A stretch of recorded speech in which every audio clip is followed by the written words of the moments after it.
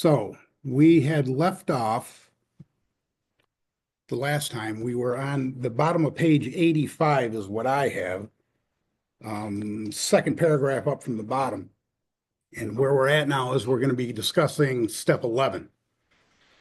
And just a little bit of a recap. I don't want to get into it too much, but we found that in the previous pages, when we got into talking about step 9, a couple of real key takeaways that we found in step 9 is one, when we get to step 9,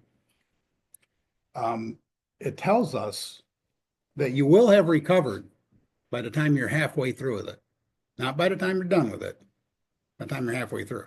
They even start that in what we call the promises when people read that at meetings. Because we'll be amazed before we're halfway through, and it talks about how wonderful life will be and how we'll feel before we're halfway through. Halfway through with what? Well, you have to get back into the context of the book. You don't find it on the laminated paper. You're going to have to go back and find it in the book, and you'll find that they're talking about step 9 at that point.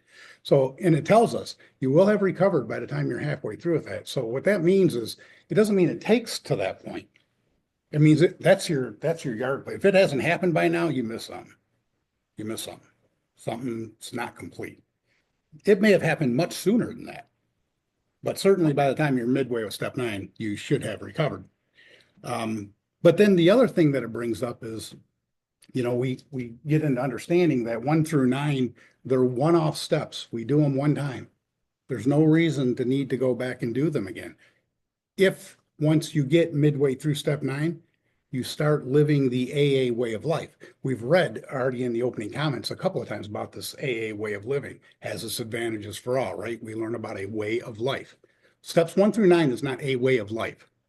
These are one-offs that get us from being sick to becoming recovered. Now, to stay recovered, that does not mean cured. It had already been brought up. That is just to be returned to a normal state of health after an illness. You can go back to that illness.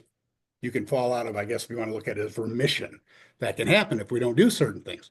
Tells us that we have, that we're not cured of alcoholism is what it tells us in the book. We have a daily reprieve contingent on the maintenance of our spiritual condition. What does that mean, a maintenance of our spiritual condition? As they go on, and I'm not going to go back into the book where that was because it's only a couple pages back, but that means that you start living the AA way of life. What is that? What does that mean? It means step 10, 11, and 12, constantly, always, as long as we want to live and as long as we want to stay in remission. We will be doing steps 10, 11, and 12 always. And we start doing that, 10, 11, and 12. We start when we're midway through a step 9. So if you're working with a newcomer, do not wait until they get done with making their amends, because that could take a long time. For some of us, that can take a long time. You don't do that. Once you start making the amends, you're going to want to start living the 10, 11, and 12, because what we found when we started talking about step 10, they told us what we're doing in step 10 on page 84, middle of the page. It says that we're going to continue to take personal inventory. That's direction 1 for step 10. It's, what is it, the second full paragraph, this thought brings us to step 10, which suggests we continue to take personal inventory. What does that sound like? Doesn't it sound like step 4 when we took a personal inventory? So you got to understand, once we get through step 9, the whole point of all this is, especially 4 through 9, is to identify the manifestations of self that has caused our misery, because it wasn't alcohol and it wasn't everybody else. Right? We found that through step 4. And then we find out what these character defects are. We also have to understand that even once we identify them, just like when we identify this thing with the mind, with us drinking, that no matter how bad we want to stop, we keep going back to it, because the book tells us that there will come a time, it doesn't happen all the time, but there comes a time when we're unable to reflect on the consequences.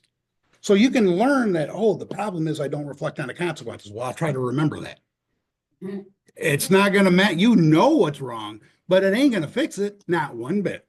It's just an explanation. So now you identify these manifestations of selfishness, dishonesty, resentment, fear. You recognize these things, and these are the problem. We also need to understand that just as much as we're powerless over alcohol, we are also powerless. It tells us in the book, we have to have God's help to remove them. That's why when we get down to step 7, we're asking God to remove them. I don't do that. I don't have the power to remove my character defects. I do not, well, I'm working on my character defects. I don't know how you're doing that other than begging God to remove them. Because that's the only hope that we have. That's how we do it in AA. So we need his help to do that. So then we do that. We ask him to remove them, and then we clean up the past, right? All the destruction that we've done in other people's lives. It's not about us. It's not about our lives. And I need to make amends to me first. If your problem just self-centeredness, of course you think that you got to take care of you first, right? But that's not the case. We're out there to make amends to people we have hurt and we have harmed. And when we make amends to them, the whole idea is to get a clean slate now. Identified what's wrong. We're depending on God now. We've done our best to clean up the past. We have a clean slate. With that clean slate, there'd be no reason to go back to step 4, 5, 6, 7, and 8, 9 if we keep a clean slate. Step 10 and 11, we're going to find, are basically the same. We already covered step 10, but step 10 is part of keeping the clean slate. That is the AA way of life. And the first direction again was what? We're going to continue to take personal inventory. Oh, we're going to be doing this every day now.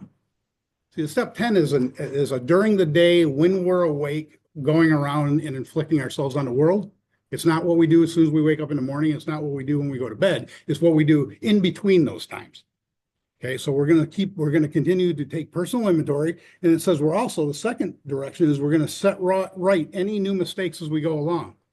Oh, well, that would be making these amends, right? Oh, we're doing this every day now. Okay. It says we vigorously commence this way of living as we cleaned up the past. That's how we know we don't do step 10 after step 9, because they use the word as. We do this as we're cleaning up the past. Why? Because if it takes 6 months to make your amends, there's a good chance you're going to have inflicted yourself on other people in that 6 months, and you're going to have to go back and do a 4 through 9 to make amends for that again, to get your clean slate again. Let's just keep a clean slate starting on day 1. That's the whole idea. So it goes into our next function is to grow in effectiveness and understanding. Now, this is starting to talk about God. Because if you remember in step 3, the deal was, it said that God is going to provide what we need. He's going to provide everything we need. That's what this whole AA deal is about. He's going to provide. May not be what I want, but he's going to give me everything that I need as long as I do 2 things. It says as long as I keep close to him and perform his work well. Keep close to him. Understand what work he wants me to do. Perform his work well. That would be an understanding what he wants us to do, and effectiveness. How effective am I in doing it? We're going to grow in that way. So that means we're going to keep looking for what he wants us to do, and we're going to keep trying to do it. Not my will, his will. We align our will with God's will. We do not align God's will with our will anymore, or leave him out altogether, right? We see what that's done to our lives. It says it's not an overnight matter. It should continue for a lifetime. Sounds like a way of living. This is not a one-off. This is where we start doing this for the rest of our life. So now it goes specifically into saying about this, the beginning where it said we're going to continue to take personal inventory. Now it gets specifically, what does that mean? We're going to continue to take personal inventory. It doesn't mean that we're going to start writing an inventory like we did in step 4. It tells us here the very clear-cut directions.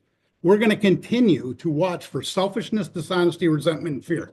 As we go through our day, we're going to look and see if that creeps up in our life. Selfishness, dishonesty, resentment, and fear. We're going to watch for those things. Now, I'll tell you right now, the common sense that come to my mind after some point of reading this, it told me if my job is to go through life watching for selfishness, dishonesty, resentment, and fear, I probably got to memorize that. Because if I don't know that's what I'm looking for every day, I'm probably not going to be looking for it, right? So that's something to memorize. I don't know of a whole lot more you really need to memorize in this book, but if I got to watch for this, I'm going to have to know what I'm watching for. So I would memorize that. And again, on our website, 1939aa.com, we do have a document section with step work documents. And when you get down to step 10, this part of the book, these clear-cut directions, got a cheat sheet that you can print off to memorize all of this. if that's something you want to do. So anyways, that's what we watch for. And it says when these creep up, not if. It's going to happen. It's going to happen. Even though we ask God to remove all of our defects of character, we are not rendered white as snow. I haven't seen anybody have that happen yet. I could, but I haven't seen it happen yet. And neither did they, because they said it's going to happen. It's going to happen. So when they creep up, what do we do? What do we do? When I see that I'm getting bent out of shape and I'm getting resentful and say I hurt somebody, spewed my mouth, and maybe I thought I did less harm to them than they did to me, just like in step 9. Okay. I could feel justified in it. But it doesn't say look for when you're justified. It says look for selfishness, dishonesty, resentment, fear. And when they creep up, we get 4 directions. And again, if you got directions on how to deal with it now, we never had that before. We just reacted, right? That's what inflicted so much pain in people's lives. Now we're getting directions as to here's your choice if you want to live the AA way of life. This is how we do it. The first part of that is probably to memorize it. Because if I know what I'm looking for, that's good. I can recognize maybe, and in the beginning, this is very hard for me because when you're in the middle of an emotional whatever, it's hard to say, uh-oh, this is creeped up. It takes practice. It really does. But once you recognize it, the next thing you probably really want to make sure you memorize is what to do about it. Because chances are you're not going to think, I just got in a fight. Let me go back to the book and see what I'm supposed to do. You're probably not going to do that. I never found myself doing it. But if you memorize it, now you have a choice. I can either carry on and take care of this my way, or I can take care of it with the AA way of living. And I will suffer the consequences either way. Might want to try it. So anyhow, what does it tell us to do? Number 1, we're going to ask God, and notice the time reference in each one of these 4 points. We're going to ask God to remove the selfishness, dishonesty, resentment, fear. We're going to ask God to remove it at once. So how long do we wait as soon as we recognize it? Right now, we're taking care of this deal. Second thing, we discuss it with someone immediately. My God, that sounds like step 5, doesn't it? We identified it, and now we're doing step 5. And when are we going to do it? Immediately. 3, we're going to make amends quickly if we've harmed anyone. Oh, wow, that sounds like step 9. And then the last thing it says we're going to do is we're going to resolutely turn our thoughts to someone we can help. That's your directions. And basically our directions are this. You're going to watch for selfishness, dishonesty, resentment, and fear. And when they creep up, we're going to be doing steps 4 through 9 for the rest of our life. And you'll see if you're doing that every day, why would you ever have to go back to doing a 4th step? If you're doing it every day, unless you're not doing it every day. And I was guilty of this going to other meetings, and the things that I learned at meetings of, going in there and let's talk about step 10. And my God, you'd hear 20 different opinions on how people work step 10. I had no idea. There's clear-cut directions right in here. This is how it is done. This is how it is done if you're doing the AA recovery program. If you're doing it a different way, just understand that it's not the AA recovery program because it's not in this book. Okay, so that's our directions. That's what we got out of that. And then it goes into telling us that our sanity becomes returned by the time we're halfway through this deal, because as we're cleaning up the past, that means we're not done with it. And it says that not only do you have the wonderful things happen that we read with the promises, where we just feel good and life gets good, it goes into, on the last paragraph, 84, top 85, what happens to us concerning alcohol. Because in step 2, it says that we come to believe that a lot of people look at step 2 as, oh, I got to get a conception of God. Well, that's true, but that is not the end all of this thing. It says you're going to need to get a conception of God, but you have to believe that your conception can restore you to sanity, which first indicates you got to know what the hell that means to be restored to sanity. And you should have gotten that in step 1. If not, you need to go back and do some reading, because the insanity is the lack of remembering the consequences that keeps driving me back to drinking. It says God removes that and says we'll start acting sanely and normally. If we're tempted by alcohol, we recoil from it as from a hot flame, right? We don't ever bow to this temptation without understanding what the consequences are. That's being restored to sanity. That is being recovered. So it talks about that as well. This recovered being returned to a normal state of health. We have a mental illness. We get returned to a normal state of health. That is what this is talking about. So now we get down to where we left off for the second paragraph from the bottom on 85. And now we're going to start talking about step 11. So what do we do in step 11? We just learned how we're going to go through our day every day doing steps 4 through 9. So what is step 11 about? It says much has already been said about receiving strength, inspiration, and direction from him who has all knowledge and power. And notice that they use him with a capital H. They're not talking about your sponsor, who you may think has all knowledge and power, because that is not the him they're talking about. This is a capital H. We're talking about God. If, there's a caveat, if we have carefully followed directions, if we've carefully followed directions, we have begun to sense the flow of his spirit into us. To some extent, we have become God conscious. We have begun to develop this vital sixth sense. Vital, if you guys haven't written this down before, is defined as necessary for life. That word comes up a lot in here. It's a vital, necessary for life. Sixth sense. We know about our five senses, but now we're talking about a sixth sense. And what is that sixth sense about? We begin to feel the presence of God in our life as we're doing this. That's what's going to happen. But even with that happening, it says we must go further, and that means more action. After all, what's the name of this chapter? Into action, not into thinking. This is into action. So we need more action. Step 11 suggests two things, prayer and meditation. What's the difference? I always had it explained very simply, and they do get into it in here, but praying is when we talk to God. Meditation is when we listen. And that kind of makes sense. We're going to be needing to do some listening because we've already learned that we're going to need to perform God's work well. That means we're going to need to ask him what he wants us to do. That would be talking to him. And then we're going to need to listen to what he tells us we need to do. Now, that might sound remote, like, oh, I'm going to hear voices, right? Well, let's see how this actually works, because this is part of this vital sixth sense we talk about. It says we shouldn't be shy on this matter of prayer. Better men than we are using it constantly. It works if we have the proper attitude and we work at it. It means we need to practice this. It would be easy to be vague about this matter, yet we believe we can make some definite and valuable suggestions. Direction 1, when we retire at night.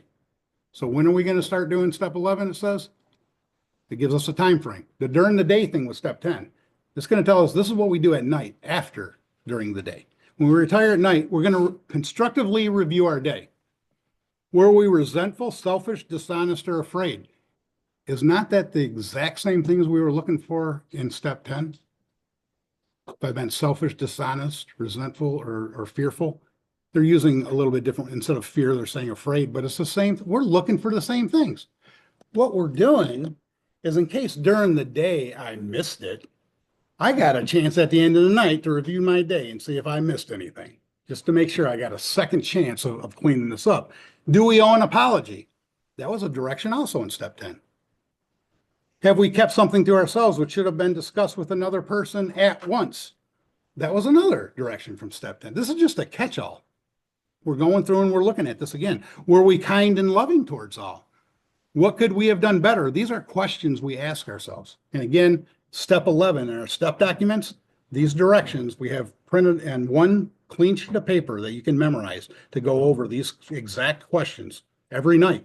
That's how we do this deal. And once you do this repeatedly, it becomes a habit. A habit is defined as a repeated pattern of the mind. After it becomes a habit, it starts becoming a working part of the mind, and you don't need a sheet of paper anymore because you're doing it. And once that happens, we start becoming very effective at it, and things start to change. What could we have done better? Were we thinking of ourselves most of the time? Or were we thinking what we could do for others and of what we could pack into the stream of life? But we must be careful not to drift into worry, remorse, or morbid reflection, for that would diminish our usefulness to others. I find that very remarkable, the way they write that, because I should not drift into remorse like, God, I'm such an idiot. I should have never said that, and I'll never get this. And what am I thinking about? Just thinking about me. And it doesn't say don't drift into that because you're going to feel bad.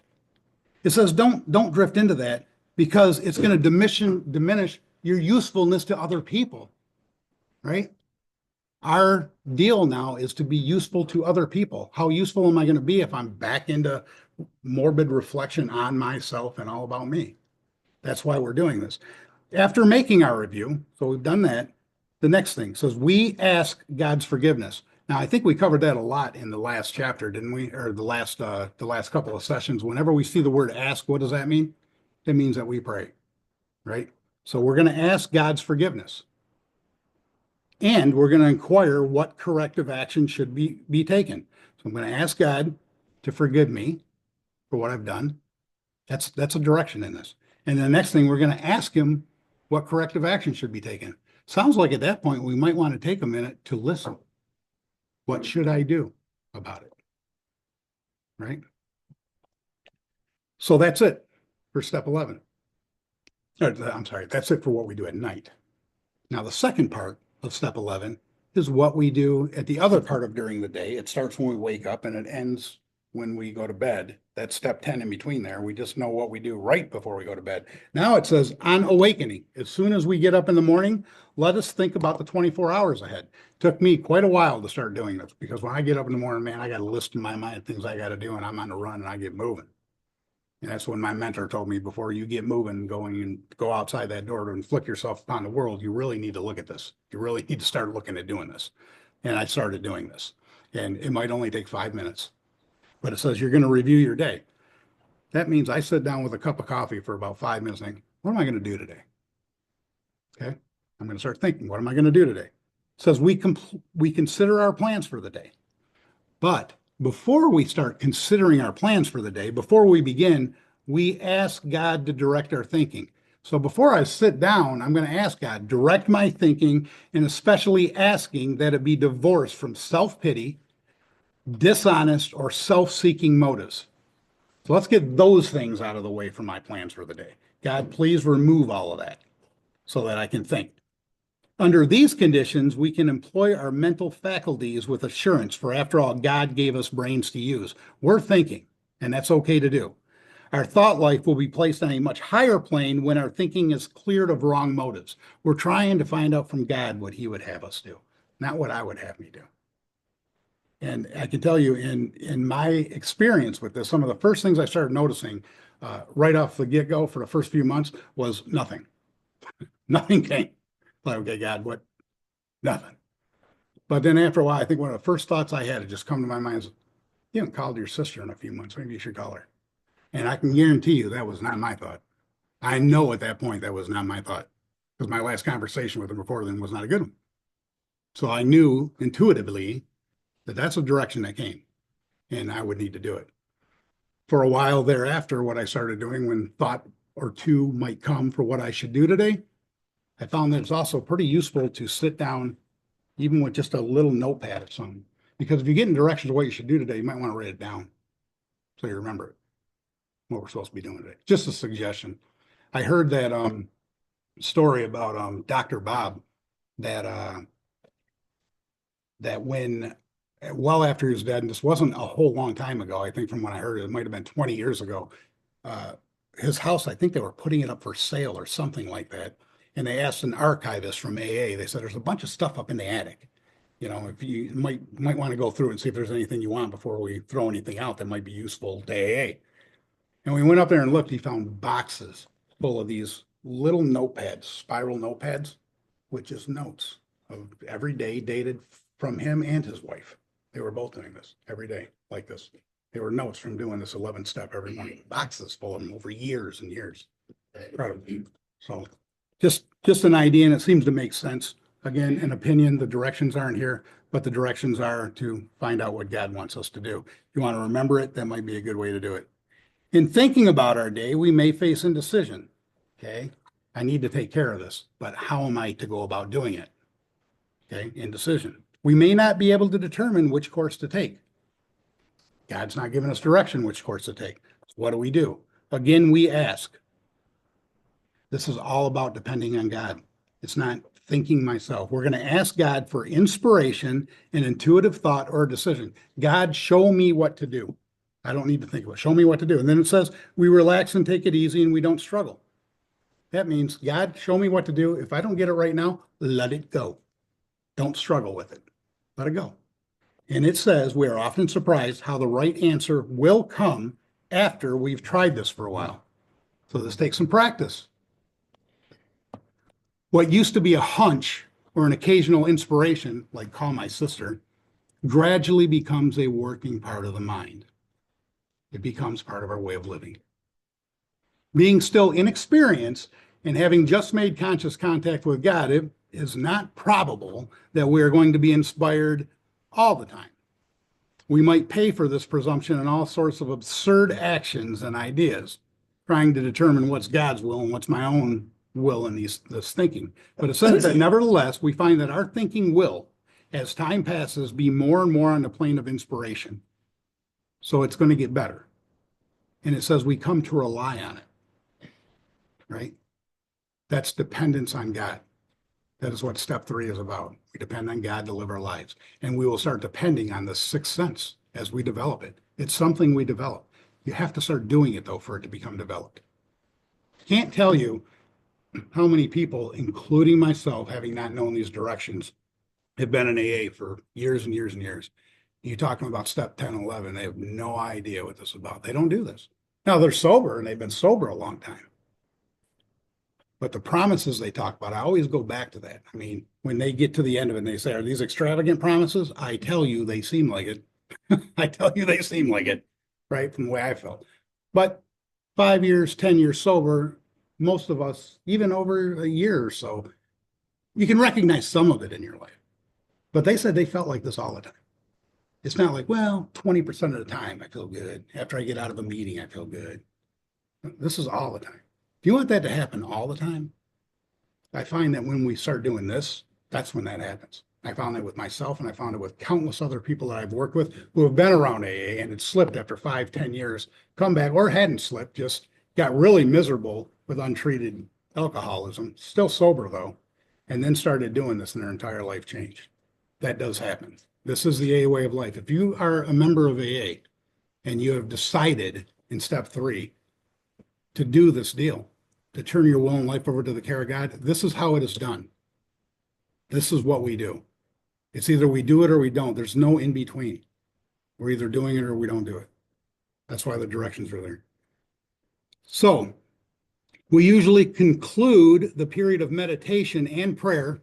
So talking and listening, we're going to conclude it, that we be shown all through the day. So I'm starting my day in the morning. Now I'm done with this prayer, and now I'm going to ask God one last prayer. Show me all through the day what my next step is to be, and that I be given whatever I need to take care of such problems. That's a great way to start the day.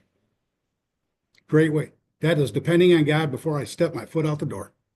Every day, this is what we do. And again, this is page 87. It's mixed between a lot of pages, but very clear-cut directions. So I would highly recommend, if you don't go to our site, to download these directions. And there's none of my words or anybody else's words put in there. It's just boom, boom, boom, boom. 1, 2, this is what we do. If not, write this down somewhere else. Because again, you won't practice it if you don't know it. It only makes sense. How can you do something if you don't know what it is you're doing?